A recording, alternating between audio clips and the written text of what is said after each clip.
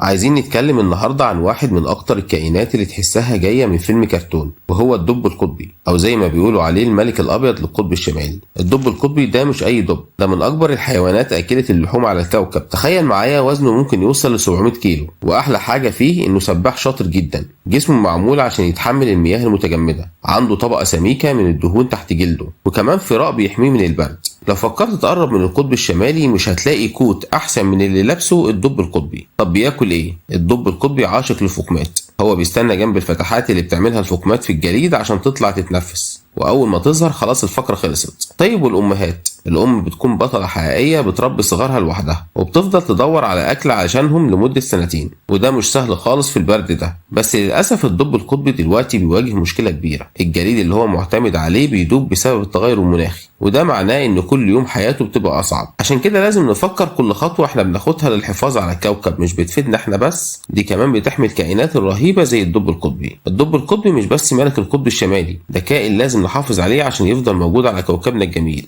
انت شايف ايه؟ ممكن نساعده ازاي؟ لو الفيديو عجبك لايك وشير عشان توصل الرسالة لكل الناس.